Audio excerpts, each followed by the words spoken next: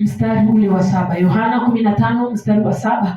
Neno la Mungu linasema, ninyi mkikaa ndani yangu na maneno yangu yakikaa ndani yenu, ombeni mtakalo lolote nanyi mtatendewa. Tarudia tena. Ninyi mkikaa ndani yangu na maneno yangu yakikaa ndani yenu, ombeni mtakalo lote nanyi mtatendewa. Bwana Yesu apewe sifa.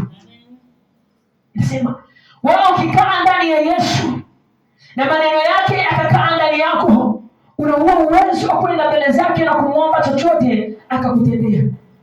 Hapa kuna gharama nyingine.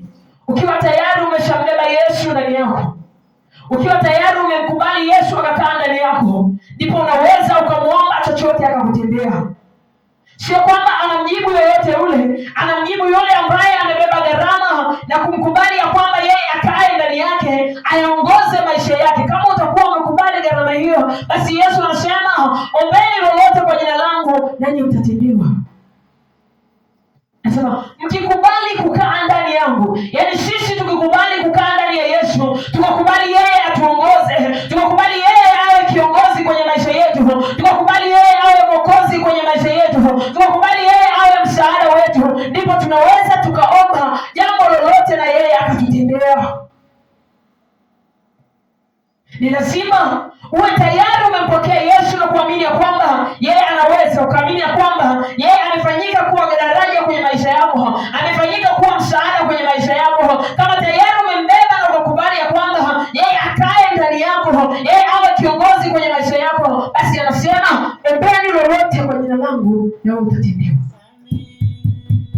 Ukikubali Yesu akuongoze, ukikubali Yesu akae ndani yako na maneno yake yakae ndani yako, anasema tuombe lolote kwa jina lake, yeye atatupa.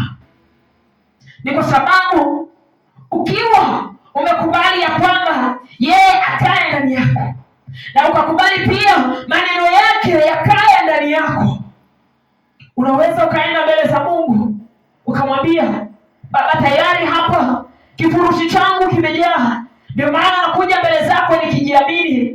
Naomba Yesu kanisaidie katika jambo 1, 2, 3. Kwa kuwa umesema ya kwamba niombe lolote kwa jina lako, nami nimekubali ya kwamba wewe uniongoze, nami nimekubali ya kwamba wewe unisaidie, nami nimekubali ya kwamba wewe ni mwokozi wangu, nami nimekubali ya kwamba wewe utakuwa rafiki yangu. Ndipo unaweza kumwambia, Baba, naomba unitendee jambo moja, Baba, naomba unitendee jambo hili, na yeye atatenda, kwa sababu umesharuhusu yeye kukaa ndani yako, umesharuhusu maneno yake Mungu yakae ndani yako.